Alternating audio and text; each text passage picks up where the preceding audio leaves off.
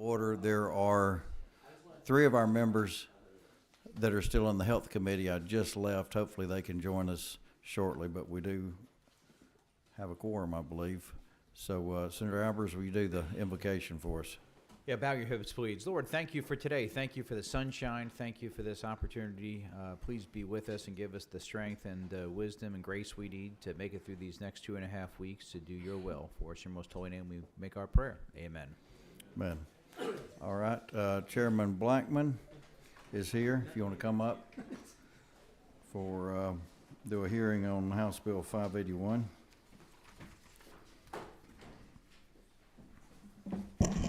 Thank you, Mr. Chairman, members of the committee. Bring before you House Bill 581, which was a few recommended tweaks, I guess, if you will, to some of the Chairman Albers' legislation on Senate Bill 6. It would give deference to any exemptions or credits with sunset first, and then the selections would come from Ways and Means and Senate Finance. After that, give an additional one if you ended up with an odd number. We adjusted the dates a little bit based on where audits wanted to be on the request and them to finalize those audits.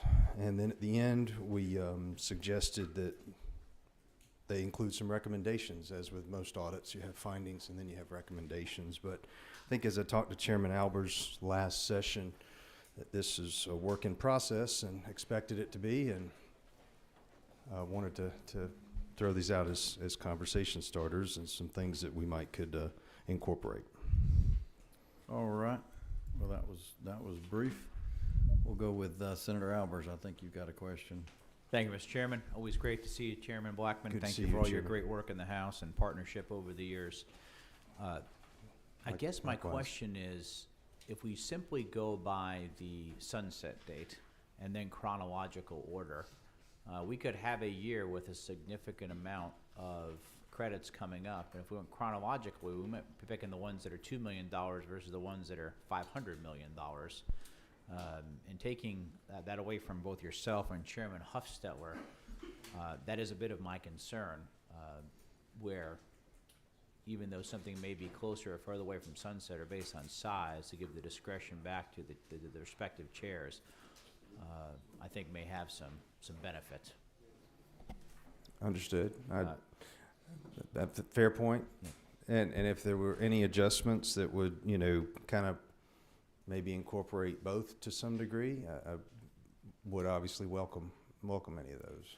Certainly, and I want to just commend you. I love moving the date back a little to give us some more time. That would be certainly helpful, as well as the recommendation. I think that makes a lot of sense, and I believe in the past we've had some folks have. I know the state economists specifically expressed their opinion last year when we were having those budget meetings during special session. So I think it's helpful to hear from the experts, certainly down to not just what the data is, but the opinion. So I appreciate that, and maybe we can talk offline to figure out how we can craft something together that still gives some autonomy, but also focuses on the things that are right in front of us. Absolutely, Chairman. Maybe Thank we could just go up to 20. you. Maybe. Thank you. That was really the only question I had. Was it seemed like you're taking mine and yours discretion away on some of these, so I was a little concerned about that lack of ability to pick some that may be heavy hitters, to look at. So we'll continue to look at the language on this and what we've got over in your committee and see if we can make something work between the two of them. Fair enough. That sounds good, Chairman. Thank you very much. All right. Any other questions from the committee here? All right. I don't see any. You may have got your presentation before the heavy hitters got here, so I lucked out. might Thank you. have done well. Yeah. Thank you, Chairman. Members Thanks of a the lot. committee.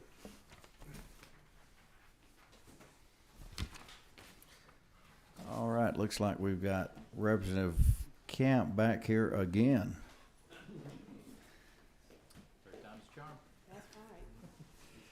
Thank you, Mr. Chairman, and thank you, committee. And I am hopeful that fourth time is the charm. Certainly appreciate all of the input of this committee on making this bill the And best bill possible. let's stop and give you your bill number and your LC number. Make sure everybody knows where we're at. Yes, sir. We're looking at HB 814, and it's LC 50083S. All right, sounds good to me. All right. It appears, based on this new sub, we do have our correct code section, which is 48-7-21 on lines 1. And then moving down, I do appreciate we do have a beginning date and an ending date reference to this tax credit for companies that are putting in broadband using the BEAD funds or ARPA funds. So it begins on or after January 1 of 24 and ending prior to January 1 of 29. And it also a change from when I was here last. On section 2, it talks about that begins in this taxable year moving forward. All right. I think you've done some good work on this. Any questions from the committee? Senator Albers. I just want to thank the bill's author for working with the chairman and all of us on making the changes. And I'm going to assume then, based on the original fiscal report from January, that now will just be the moving forward numbers with nothing retroactive. So we can just continue to use that fiscal note accordingly. Is that correct? That is correct. At the appropriate time, I'd make a motion, Mr. Chairman. All right, I don't see any more questions, so I think you can go ahead and do that. All right, move to pass HB 814 LC 500843S.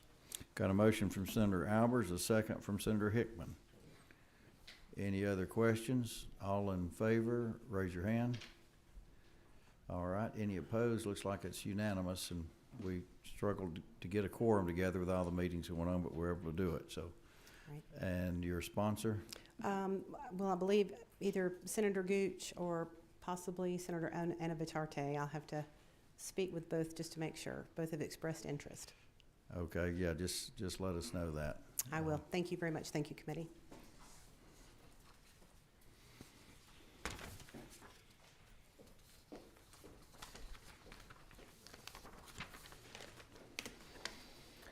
Okay, Representative Newton, if you want to come forward here, House Bill 971.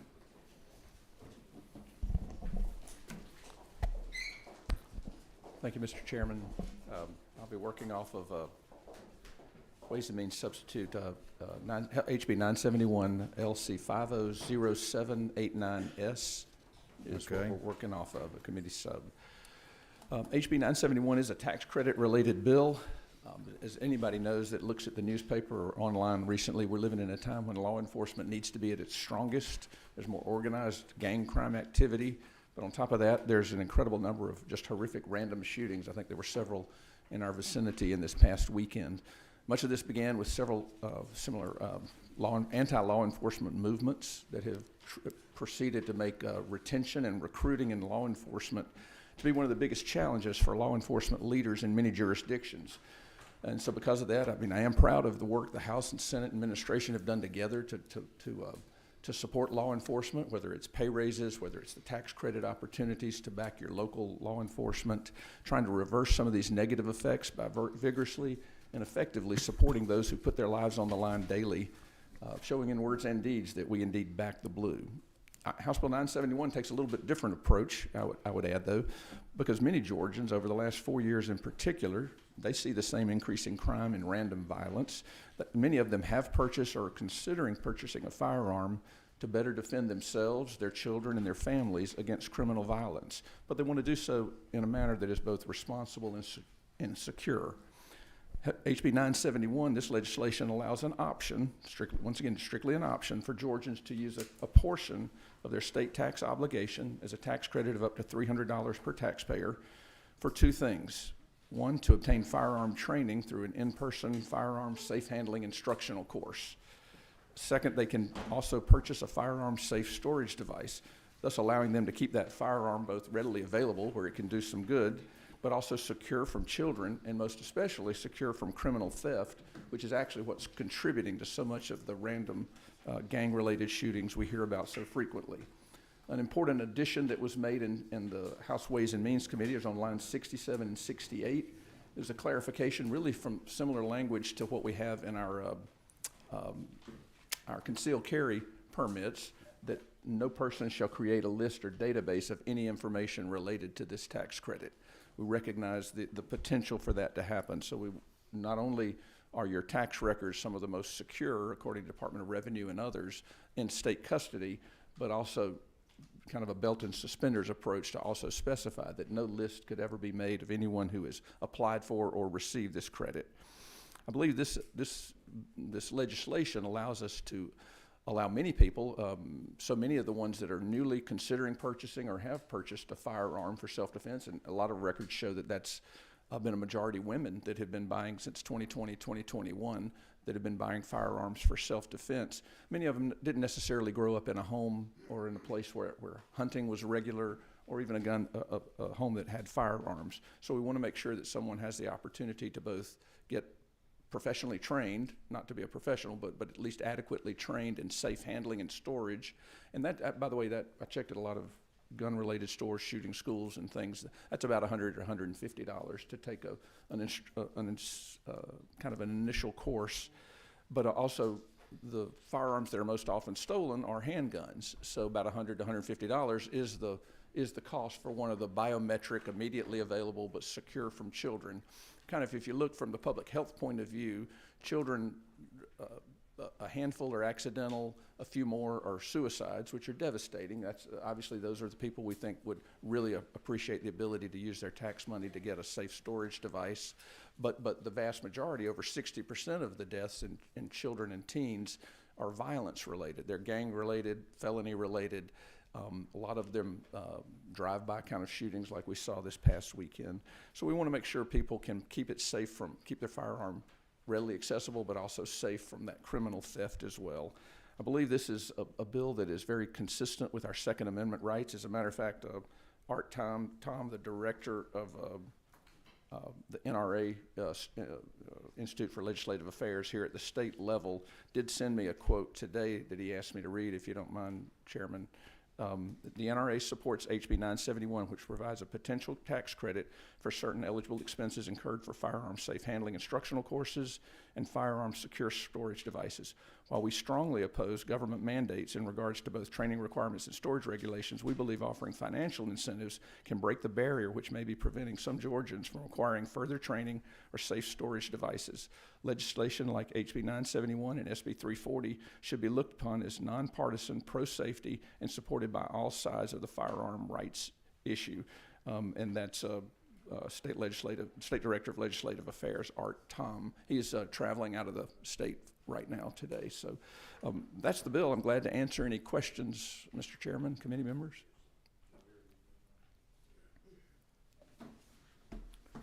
All right, Senator Anavatar, your comments.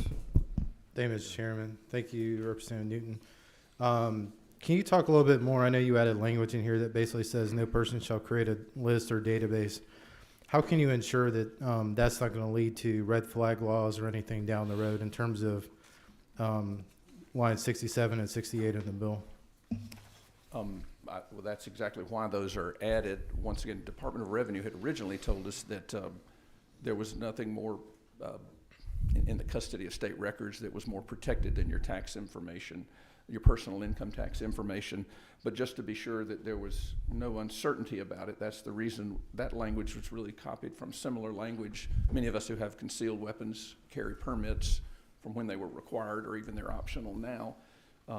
That's been our assurance for a long time, that no one was going to create a database of the concealed weapons permit as well. So that's where this language was copied out of the code to mirror that same protection that we've had for years in state code, and I expect it will be incredibly strong. I hope so. Second question, Mr. Chairman, just real quick, is lines 36, 37. Where did the $10 million cap come from? How did y'all land on $10 million? I think when we added really two avenues that we think can be good for people, in particular people who are considering purchasing a firearm, that safe handling, there's kind of two steps. One, they want to keep it safe from their children, which is a big group of people who consider safe storage important. But and of course from theft. But I think when we added it, we doubled it from 5 to 10 million when we added both safe handling instructional course along with what a pre-existing bill that we had just for safe storage. Okay. And then, Mr. Chairman, I lied. I have one more question. How many people do you think in Georgia will actually use this tax credit? Do y'all have an estimate or projection of how many Georgians would actually go through, file paperwork or whatever after buying a safe at Home Depot or Bass Pro Shop or? Yes.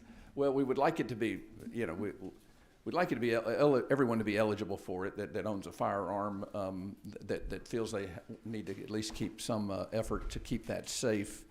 This is obviously more directed toward handguns, which are, at least from the statistic I've read, over 75% of the felonies are related to handguns, and including accidental shootings, if you want to call them accidental random shootings. It's an effort it's a start. We could certainly look at how what the uptake rate is in the coming years to determine, but this does seem like an area that we can help people who are feeling this need to protect themselves, their families, who may live in a higher crime area. I was recently at the Children's Hospital doing a visit here in Atlanta, and they've installed some detectors to try to protect their staff or give their staff more of a feeling of protection. They have some lockers nearby. They said a tremendous number of women with diaper bags and just bags are some of their most common people that they have to ask, would you like to put that in your vehicle? Or if you came by public transportation, we have these lockers, you can secure your device. And of course, if we're checking everyone and no one else is in there with a weapon, it does feel safer, just like in an airport, or pretty safe as long as everybody's being checked, I think, and securing their weapon outside the facility. That's completely different than just a sign that might say no weapons or something like that. So it was interesting to hear that women were an incredibly large number of the people who were carrying handguns, because frankly, maybe they feel vulnerable, maybe they are more vulnerable, more of a target, and many of them, by mentioning diaper bag, I can tell you in my home, protecting herself is one thing. Protecting her children is a different level of concern and effort and frankly willingness to go make the effort to get trained, not by me, but by someone who knows what they're doing better on how to train, but also to keep something handy. I mean, all of us, well, at least many of us in this room have spouses who are home alone most of 3 months of a year, and frankly, anybody in the world might know that too. So I think this is a great bill for them to keep it both safe, in my case, from grandchildren. My kids are a little older, and my grandchildren's friends, but also get the training that's needed. So I think it could be I really appreciate your concession. All right. Senator Albers was next. Thanks, Mr. Chairman. Dr. Newton, always a pleasure. I commend you for bringing this forward. I think it's very timely and a good thing. My question is going to be for those that maybe are not as familiar with the tax code and filing taxes and having to go through that process, not understanding, does that fall different than their standard deduction?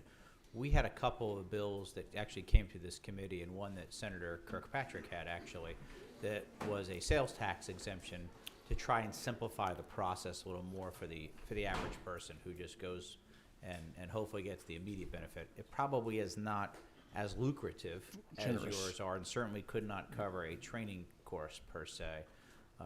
But would you be open to looking at some of that as well, just again for the ease of access for the average, consumer that's out in the public?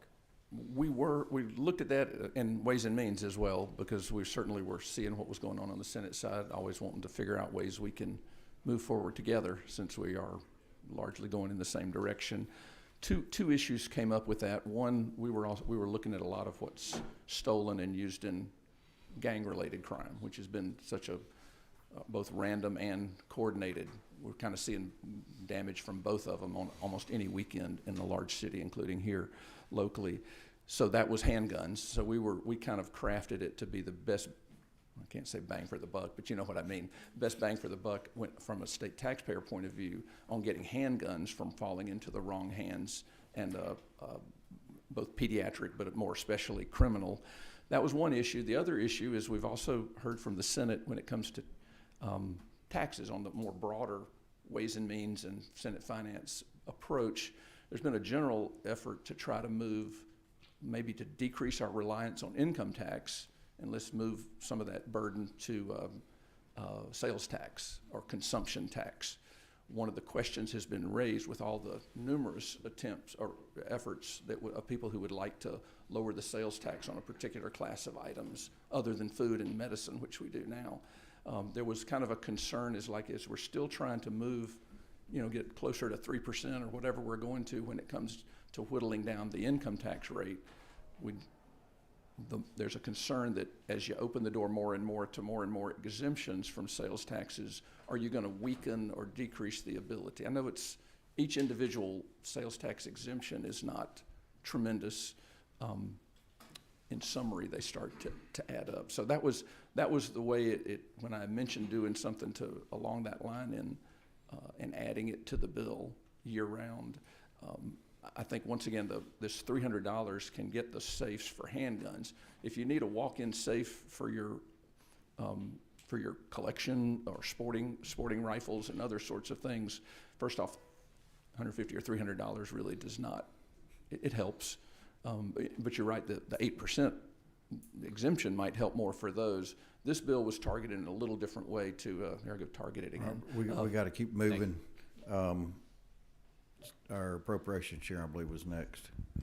Thank you, Mr. Chairman. I have a question, Dr. Newton. Not a comment on the bill, really, but I do understand where Chairman Avatarte mentioned about there being no list. That's where I would be. I wouldn't necessarily want a list.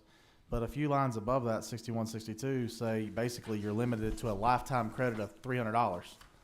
So if there is no list, how do I know who claimed before? So I know that they're under the lifetime credit of $300. Well, that might be a question of the DOR. I guess. DOR would have to answer that. I don't know if they're here and can answer how they would. Well, we're gonna probably continue this process, so we'll give y'all some time after this meeting to do that. Senator Estevez. Chairman, I just wanted to thank you for what appears to me to be a narrow and targeted tax incentive to advance an important public safety issue, something that I've certainly had law enforcement bring up in my district. The safe storage of guns is incredibly important, not only to protect our children, but to protect our families from criminals who are breaking into cars simply to find weapons that are unsecured. So, thank you. All right, last question, Senator Beach. Well, it's not really a question, it's more of a comment. I just think that, I'm all for gun safety, and thank you for bringing this, but I don't think tax credit's needed to have safe handling of guns. I know when we have our grandchildren at our house, we know the guns, we don't have a safe, but we put them on the top shelf of a closet to where there's no way either one of our grandkids can get to it, and I don't think I need a tax credit.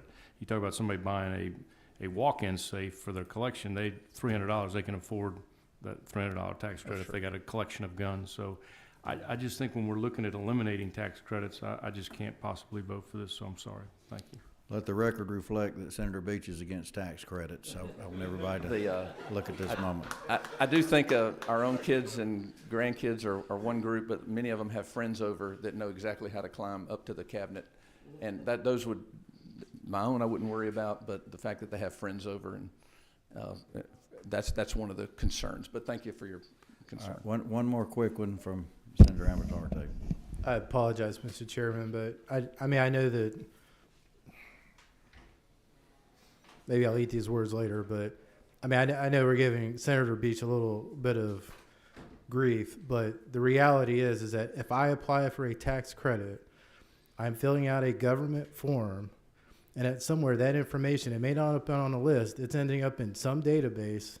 I mean, and I would love to hear the Department of Revenue explain how does that just mysteriously just disappear. And I mean, nothing of our data or records, paying taxes or anything disappears. I mean, look at all the grief that the IRS gives citizens across America every single day. So that's my concern is, are we, indirectly, accidentally fostering a system that I know a lot of us in this room, you know, would argue that, you know, we're trying to push back against because sometimes they're being unfair. I just don't want to create that culture, you know, now or, you know, 20 years down the road. And this is where it's going to, you know, start from. You know, I agree with the concept, but my concern is that I just need more information on. We'll address how that with those- DOR. The- Thank you, and- Mr. Chairman. I and see- apologize. See what we. I would say need the to do two about it. issues is that firearms, most people that would have an objection to are not the ones that are affected mostly by this bill. And in addition, we all have the background check, the immediate background check. We're trusting somewhere that someone is doing a background check and not keeping a list. I mean, there are individuals who don't even believe in the background check as well. And I understand the concern. I would hope this would fall under the reasonableness idea that we've done all we can to prevent government from making a list, and in the same way with background checks or concealed carry permits, both of which have been strongly afforded and have recommended, have fallen under our Second Amendment rights, which are so crucial.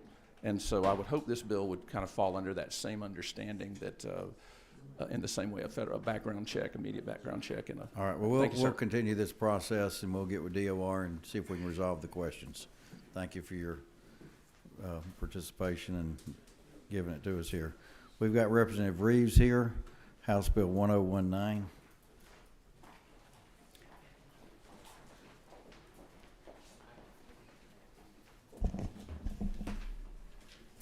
All right, floor is yours. Give us your bill Thank number, you. LC number. Chairman Huffstetler, members of the committee, it's House Bill 1019. It's LC number 442531. This is the statewide homestead exemption increase. It's the first increase since 1978. It doubles the state homestead from $2,000 to $4,000. I thank the speaker for finding this issue, and proud to present it to you. This protects the American dream of homeownership statewide. Think back about 1978. You think of the average home sale price now. It was $55,000 back in 1978 when the $2,000 amount was established. Now houses are selling for $300,000 and more. So doubling the homestead is a modest tax relief for homeowners. Last year I worked on a Gwinnett County homestead measure and learned we had about 125,000 homeowners in Gwinnett County. You multiply that over the state, and this would benefit over 1.2 million homeowners across Georgia. It helps people who need the money the most, our hardworking Georgians who are facing higher home ownership costs and taxes. And it does require a 2/3 vote of the House and the Senate, and it will go on the ballot for a majority vote statewide on the November ballot. That's this bill, and request your favorable consideration to do pass. All right, I believe Senator Dolezal, if you're got. Thank you, Mr. Chairman, and thank you, Representative, for being here. Thank you. Just to kind of understand the implications of this, taking Gwinnett County as an example, which I believe you represent, what would be the savings on a Gwinnett County home if this were to pass, in terms of property taxes? Good question. It is different for each county in Georgia depending on whether they've exceeded the state minimum. Gwinnett County was at 4,000. We have a referendum in May to increase it to 8,000. So Gwinnett County is already above the state minimum. So it would not directly impact Gwinnett County. It looked like to me probably about 1/3 of the counties in Georgia are at the state minimum. Also, I would encourage everybody, check your local legislation, because if the local legislation is tied to the state minimum, if you say, we're 2,000 above the state minimum, then it could impact the county that way.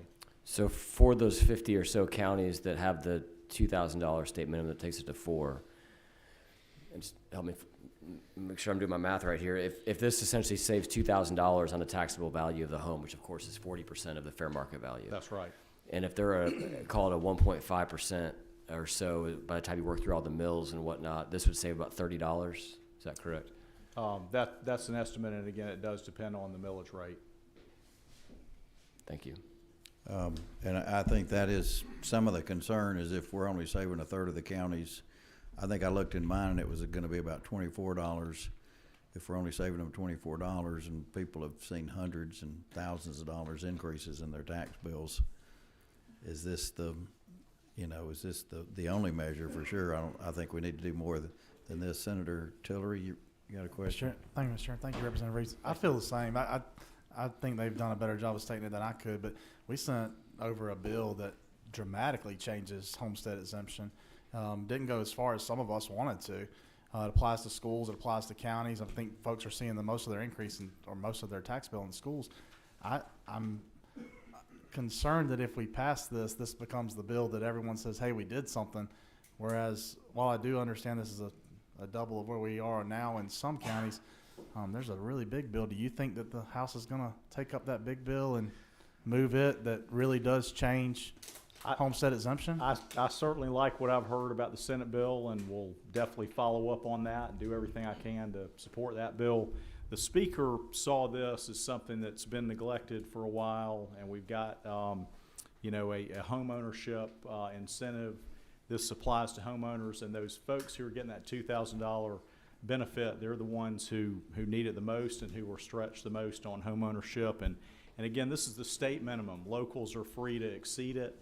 Gwinnett County has, as Senator Dolezal pointed out, but increasing the state minimum on this homestead is good for homeownership statewide.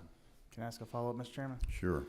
I guess that's what I'm asking is, do you think the House views this as the floor or as the ceiling for homestead exemptions this year? This definitely is raising the floor on property tax, and there are other ways that homeowners can benefit from tax reduction. That Gwinnett County local legislation, the bill you mentioned that came over from the Senate, those are. That was almost as clever an answer as I would have given Mr. Reeves. Senator Cowser. Thank you, Mr. Chairman. If I could ask two. First, just to make clear, does this apply only if there's not a local homestead exemption, or is it in addition to a local homestead exemption? It does not stack unless the local legislation is tied to the state minimum. So if the locals have said 8,000, 4,000, 10,000, and just give a number, then this would not add 2,000 more to it.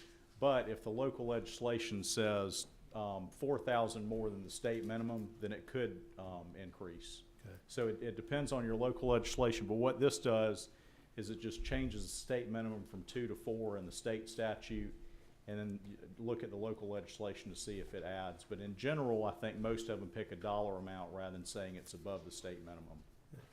And I was happy to hear that you liked our bill that we sent over. Would you consider it a friendly amendment if we amend your bill to add our provisions in, and yours would be just an additional element of that I would. bill? That's not a trick question. That's serious. I would have to talk to the Speaker's office about that, but I certainly will communicate that the Senate strongly is following up on the Senate property tax relief bill. I want to do all I can for homeowners in my district and everywhere else in Georgia. Okay.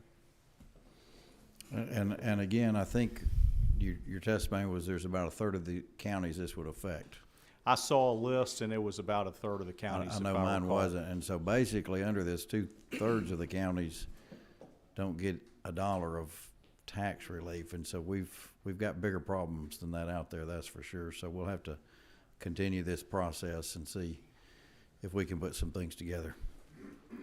All right, well, thank you for being here, and we'll keep this process going, and we appreciate your efforts to help out the taxpayers. I don't want that to be not stated, because we do, but we think we need to do more.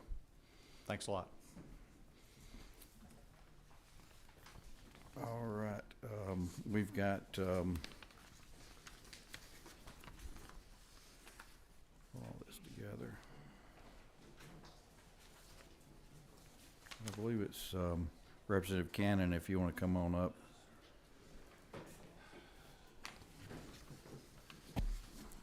Back again, Mr. Chairman. Yeah. Give us your House Bill number and your LC number, if you would, please. Thank you, Mr. Chairman. Members of the committee, I have House Bill number 1069, LC 500692. So the summary of this is a department requested bill that allows the Georgia Forestry Commission to have access to a form, the PT 283T form, upon request. This form is actually titled Report of Timber Sale or Harvest. And it's a state form provided to local tax assessors after the completion of a timber harvest. And one of the roles of the Georgia Forestry Commission is to investigate timber theft, and the commission uses this form, the 283T form, to ensure that the timber harvest data reported to the locals, to include the revenue and the compensation part of the timber harvest, matches up with the information provided to the landowner. So it's a basic checks and balances reporting policy. And normally the PT 283T form is only disclosed to the Georgia Forestry Commission for timber theft or investigations through a subpoena or a court order. And however, the locals have indicated that this would be a much more efficient and streamlined process if they could just request it, make an official request for this information through the local tax assessor's office. So again, it's a department requested bill. It does streamline, I think, the timber investigation process. ACCG is neutral on the bill. Georgia Forestry Association supports the bill. I have a rep from the Georgia Forestry Commission Timber Investigation Division who would like to say a few words, if possible, Mr. Chairman, if you allow it. And with that, I can yield for any questions. Well, let's see if there are any questions first. He may not have to Yes, sir. testify, so. Make a motion at appropriate time. Any concerns anybody has with this? It seems pretty straightforward. Yes, sir. So you may not get as hard a time as you did last time. Roger that. When you came here. Appreciate it. Okay, Senator Albers. I move to pass House Bill 1069 LC 500692. Motion a second. Any other discussion? All in favor, raise your hand. Any opposed? Motion carried. Mr. Chairman, I didn't want to put him on the spot, but I was hoping my friend from Brunswick might carry this legislation in the Senate. All right. Thank you, sir. All right, and Representative Williams, if you want to come up. This one's fairly complicated. I think it might need a little bit more work, but let's get your best explanation of it. Well, thank you. I'm glad I got some experts in the room to help with this. We're talking about House Bill 1115. The LC number is 500780S. This is a House bill that we talked about, a flexible penny that we talked about over the summer. We had a working group. Basically, this chaired as a local sales tax that would help any county that wanted to participate in this flexible penny sales tax. And with that penny, it would offset their property tax.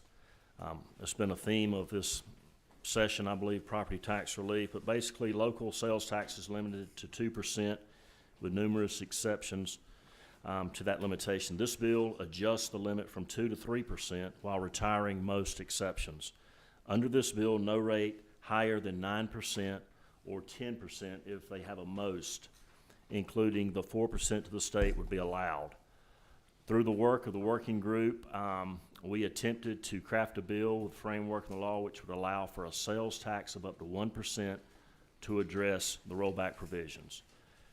The bill includes a procedure for the local governments to request this tax from their local delegation, who would have final veto on the ability of whether this tax might progress. The county and the cities would come together to adopt an IGA requesting the information and the fund. If the local delegation agrees, then they could pass a local act, or the voters would pass it in November through referendum. The ones who have done this property tax relief, we know this would allow some jurisdictions to eliminate their millage rate in their cities, about 53% of them that have tried that. I know Macon and Bibb did this last year, and they saved a ton of money on their property taxes for their people. Like I said, the IGA and the local act would dictate how these funds are spent and any restrictions or guarantees that must be met, and the tax may only last for 5 years. And the local delegation would have the discretion whether they want that tax renewed. So basically, it's a FLOST, is what we're calling it. It's a flexible penny option, and it's going to raise that from 2 cents to 3 cents. and it's going to give the counties and the cities the option of having rollback provisions for their taxpayers on property taxes. So this is just, seemed like there were two parts to this. Or am I looking at that wrong? There's only one part to this, is that what Right. you're saying? Okay. I do want to get ACCG or somebody to Sure. weigh in on this. Sure. But, Yeah. I have ACCG and GMA. They Well- helped craft this legislation. We'll, You guys we'll, like to come up? we'll hold the questions till after that, if that's okay with the members.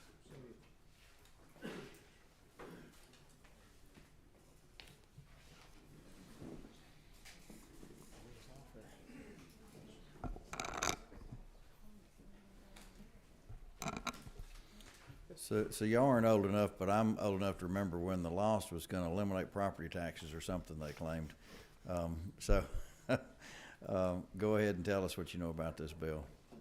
Good afternoon, Chairman Hustler, members of the committee. Dante Handel with ACCG, joined by Ryan Bowersox with GMA.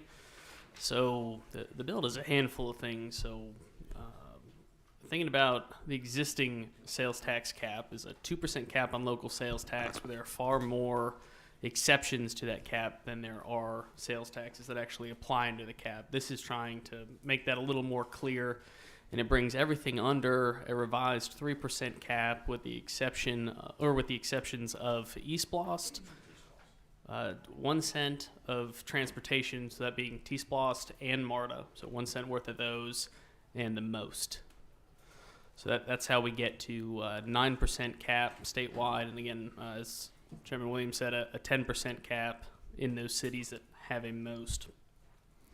So the 3% cap doesn't include what now? So it doesn't include East Blost, Okay, 1 cent worth of T-Splost and MARTA, and it doesn't include the most municipal option sales tax. okay. And the most, is that was what was done in Macon-Bibb County recently, or? No, sir, that was the OLOS. The most is the water sewer tax that only Okay, 4 cities that's levy right. this time. Yes, sir. Okay, Broadly speaking, the remainder of the bill is designed essentially to allow the county and the cities to come together and create an IGA to request of their local delegation a local act which would provide for 1 cent of property tax relief. There is a current provision in law which prohibits a loss and a host be simultaneously levied. This eliminates that while revising some of the provisions of host to allow an IGA between the county and the city for that to be shared for homestead reduction, where the flexible penny would also require an IGA between the county and some of the cities, and then a local act of the delegation to be levied for 5 years, where that one could be levied for general military reduction. So with this additional, with the option, if a jurisdiction is able to access this with the cap, they would have the option of either going to reduce property tax just for the homesteaded properties or for general millage rate rollback. okay. So, what constraints are there that we don't end up with just more taxes? Yes, sir. That is a very good question. Under the host provision, there is a calculation that would provide that all of the dollars go into a credit for the homesteaded property, just as the host is calculated now. With the flexible penny addition, the local act could help dictate some of the provisions of the rollback that would be required. Each year, if the rollback rate is not met, the Taxpayer Bill of Rights provisions would kick in, which would require an advertisement of the tax increase and the required meetings under those provisions. And then ultimately, at the end of the 5-year period, if there was a request to renew the tax, it would require another local act by the delegation, in which the delegation would be able to look at the property tax reduction that occurred and decide whether at that point a reinstitution of the tax was appropriate. So they could increase taxes, but then they would just have to advertise the tax increase like they're doing now. So Yep. I don't know, that doesn't seem really tight. All right, anything else y'all wanted to add, or? No, sir. Unless Dante has anything? Nope, don't believe I have anything additional to add. Okay, well, we'll let I think, is everybody's questions for the sponsor, or do y'all want to ask any questions of GMA here? Okay, Senator Dolezal. Thank you all. Would it be accurate to say that you guys would envision this being used for primarily medium to large scale retail or entertainment development, just like the Battery, Atlantic Station, things like that? When do you envision? I'm trying to really get my head around what a use case for this would be. So maybe if you could pick something in the state that we've done the last 10 years that we might all know, and then walk us through, if you don't mind, what exactly would happen on a project like that if this would have been available at the time. Sir, I'm not sure I completely follow if it was for a specific project. This is envisioned to be countywide of the tax. Okay. And so it would be with the county and all the cities within, and then would be distributed to them. Okay, for perfect. Military rollback. Yes, sir. So that's very clarifying for me, because I was obviously misunderstanding what y'all are trying to do. Yes, sir. All right, so Forsyth County implements a 1% tax. We go from 7% to 8%. We collect and make up a number, $100 million. Then what? Based on the intergovernmental agreement and the provisions of the local act, those funds would be distributed by the percentages to in Forsyth. It would be Forsyth and Cumming. We only have one municipality. Yes, yep. And at that point, you would equate what is collected of that revenue and turn that into a millage rate, and the next year of the millage rate equivalent would be rolled back of the millage that is levied. So the selling point to property owners would be we are going to collect a bunch of tax from some large percentage, double-digit percentage from people who don't live here, and we're going to use that to lower your property tax. Is that kind of what you would envision the Along an those advantage lines, of this being? Yes, sir. It'd be the county and the cities in conjunction with the local delegation asking their voters if they would like to substitute sales tax for property tax. Great, thank you. Sir. Any other questions of, okay, Senator Tillery. Thank you, Mr. Chairman. So help me understand this as I tag on what Senator Dolezal said. Isn't that what, so we have a lost sales tax now. Is it 3 pennies, right? The lost? Lost itself is 1 penny. Lost is 1. Yes, sir. So that's what lost already does though, right? You have an intergovernmental agreement. You have to roll back your millage rate based upon what lost collects. Yes, sir. So how's this different? So this would be time limited. One, it would be for a 5-year period before it would need to be renewed.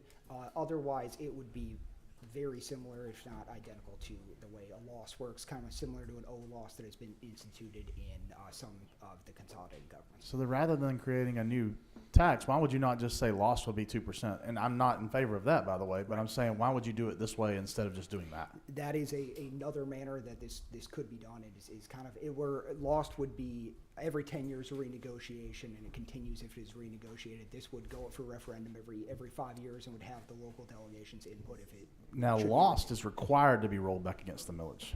Yes. Is this required to be rolled back against the millage as well, or is there options out of that? So, Okay. I'd refer you to line 358 and line 355 to 358.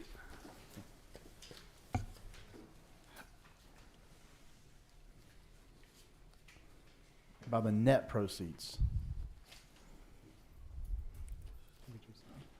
that were received by each political subdivisions. That's why you're using net instead of gross. Okay. And then 1% gets kept by the state for collection? Yes, sir. yes, sir, and I'm sure DOR might be able to weigh in on that more, but that is a fairly common provision within sales tax. Okay. Thanks. So and I've got some more questions, but when the tax goes in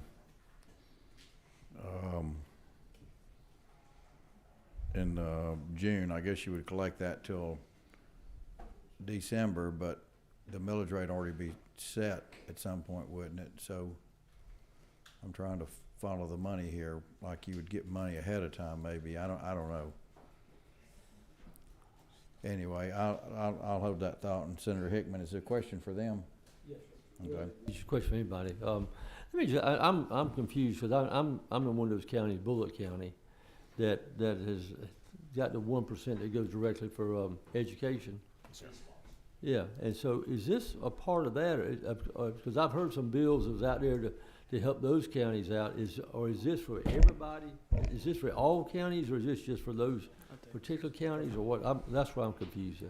Yeah, so thank you for the question, Senator Hickman. So in your county, there is an e-lost where the lost is constitutionally dedicated to the schools via local constitutional amendment. So this bill doesn't change any of those provisions, but this bill does apply statewide where any and all counties would have the option of taking advantage of this flex penny for So- property tax So relief. even we would have an option to take advantage of that? Yes, Okay. sir. Okay. Okay.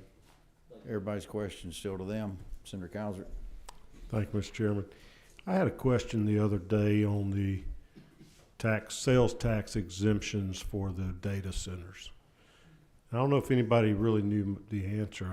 I don't. But can a local government waive sales taxes for certain economic incentives? We've gotten to the point where local sales taxes are greater than the state sales tax. And if it's a project that benefits the local community more so than the remainder of the state, I just wonder if there's any prohibition on that, or is that a tool in your economic development toolbox? So thank you for the question, Senator Cowsert. Thinking back to that committee meeting on the data centers, I think it's a multi-part answer to your question. So that sales and use tax exemption for the data centers is both a state and local sales tax exemption. So it does apply to the state for and whatever the local sales tax rate is. There is no legal mechanism for the locals to waive sales tax. And I heard some discussion that the locals would have the ability to abate property taxes, and the local governments do not, but I believe that a development authority would. But the counties and cities individually do not. And to that point, the fiscal note only showed the state tax on it. And an error on my part was that they don't show the local part on the fiscal note. So there was a assumption it wasn't there, but it is. What about groceries? You know, we don't tax groceries from the state level, but locals all do. Are you required to do that by state law, or you just want the money? I think the wording in that statute and state law specifically exempts the state portion, but not the local portion. I would not know off the top of my head, but I believe it's 48.83, which provides for those sales tax exemptions, which would outline what is exempted from the taxes, and within that it would include whether the local is waived in addition to the state. Thank you. All right, Senator Anavitarte, I think you've got one. Yeah, I mean, I can direct it to them or Representative Williams. So If you can do it to Representative Williams, he's not getting any questions. I know he's That's feeling fair. left out there. Yeah, so we can get Senator this over Eccles, with. is yours for them? Okay. Help me understand, please. So this is a 5-year, the voters approved this flossed for 5 years. At the end of 5 years, the voters don't approve another one. Does the millage rate have to immediately increase then because they didn't approve that? It doesn't have To to compensate immediately for that in increase front of their because of budget? that, but there wouldn't be funds collected. There would be a significant budget cut To because, offset that, yes. All right, and Senator Ort. Thank you, Mr. Chair. Y'all may be able to help me with this. The sections 5 and 6 address the MARTA and the MARTA Act, and strike out on lines 390, 391 that percentage of a percent shall not count toward any local sales tax limitations. What's the impact on striking that language for the city of Atlanta and Fulton County? So right now, I think MARTA is exempt under that 2% cap that currently exists in law. By striking that language on the line that you mentioned, and also 405 and 406 brings MARTA up under this revised 3% cap, with the exception that MARTA and T-SPLOST adding up to 1 full percent is exempt from the new cap. Is exempt? Yes, ma'am. So a 1 cent combined of MARTA and T-SPLOST is exempt from the revised cap. All right, Senator Albers. Thank you. I've never seen a tax not get extended in this place in all my years being here. Are you familiar with any eSPOS, T-SPOS, Host, Most, Lost, anything else that's ever not been extended? I don't know if I'd be able to answer that off the top of my head. I do know I believe there are some instances where SPLOST has not been renewed for various Not reasons. been renewed, but I'm talking about bringing to the voters. It's not passed. I don't know that off the top of my head, sir. I'm sorry. Pretty sure I know the answer. I just wanted you to say it. It's enough. All right. Made your point. Before we get the representative back up, so this can be used for millage rate rollback or homestead, is that what I'm hearing? Right, with the changes to the host, it eliminates the restriction on a loss and a host being levied at the same time, and so it would allow potentially counties that do levy a loss to, under the procedures of this bill, access a host. So that was the two parts I was getting in the bill, I guess, was you could do it for this or for this. Okay, I don't see any more questions for you all. We'll get the representative back up. Thank you. And Senator Avatarte's been holding off on his question just so you get one. No, it's totally fine. I mean, we've sort of covered it, but so, I mean, this entire concept, I mean, as much as I know myself, the senator from the 27th and others talk about, you know, sales tax, property tax, ESPLOST, need money to build schools, everything else. I mean, I don't see that mentioned anywhere in this bill. Why are we not including schools unless I'm totally missing it in this 20-page bill? Well, we're not affecting ESPLOST or T-SPLOST, and property tax, 60% of property taxes go to build schools. Right. And property taxes keep going up. Don't we need to help the folks who are paying the property taxes? I think that's what this bill is trying to do. I know, but I don't see any schools hurting with their building or their constructions. I mean, look around. There've been a lot of constructions and I'm going to give brand you new football I'm going to give you a fields. personal tour of Forsyth County and Paulding Come down County. to Crisp County where we're poor as we can be, and we just built a brand new solid turf field with ESPLOST monies. we don't have a dollar to our name. We're About not $2 as million. we're not as wealthy as some of these communities, unfortunately. But that's fine. Thank you. Well, All thank right, you for your Senator question. Tillery. Thank you, Mr. Chairman. Senator, Representative, thank you for your comment, Mr. Chairman. I do want to tell you for property tax relief, Senate Bill 349 that we talked about earlier does a substantial number on school property taxes and county property taxes. Well, that's great to hear. Takes exemption, so Maybe we can work something out. Sounds like a plan. Thank you. One more question, Senator Dolezal. Thank you, Representative. Now that I understand what your bill does, because I clearly didn't at the start, is your intent, did I capture your intent accurately in what I described, is that municipalities will be able to collect sales tax, conceivably some percentage of that is coming from people who do not live there. Correct. So like in your area, that would really help. I think that it's probably, when we were looking at SPLOST and ours, they say that 20% of the revenue comes from people who live outside the county. Right. You're then forcing 99 cents of every dollar collected via that mechanism to go towards either millage rate reduction or homestead exemption increase. Is that accurate? Well, we're talking about a rollback for the property tax payers. Sure, it'd be a rollback. I think I saw something here about an Yeah, increase in the millage in the exemption, which would focus on homeowners. Right. Your chairman here is dying, so I know he's got some information probably to respond to what I was saying. No, I think you're spot on. You're trading property tax for sales tax. Okay. At the local level, yeah. Well, everybody's So as it relates to Chairman Tillery's question earlier, though, is there a reason why we wouldn't rework LOST to put the renewal provisions in, perhaps, put the provisions in that require, maybe, I'm not sure if the refunds work exactly the same as what your bill would do. What's the policy reason for kind of adding this new bucket of revenue? Gosh knows, I'm going to take up too much of your time if I get too far into that question. Be happy to talk to you offline, but I think we had kind of an alphabet soup of different things out there. We're trying when to you have reduce. ESPLOST, you have LOST, you have HOST, you have MOST, you go T-SPLOST, you have MARTA, you have all these others. And the idea was to say, all right, if you're genuinely looking at a new property tax rollback, if you're trying to remove property tax on your homeowners or on property tax overall, you can work with the schools, and that goes back to Chairman Avatarte's question. You can work with the schools because that's provided for in the legislation, and with the cities, and you can divide that up and you can roll back the property tax. Great. But as far as your LOST and your HOST is concerned, it gives the option of either one, and it is over and above what has already been established. And I don't know that I'm happy to explore that, though, if there's a way to rework something that would benefit, the kind of the entirety of the state along those lines. So you mentioned ESPLOST, T-SPLOST, this, that, and the, all these things. Which of them go away under this bill? Well, it's what you roll up underneath what would go from 2 to 3 in that specific sense. Because you have this 9-cent cap. That 9-cent cap encompasses a 2 plus the 1, and then you have E-SPLOST and you have T-SPLOST, which are wrapped up into the transportation component separately. And that's constitutional, of course. Okay, thank you.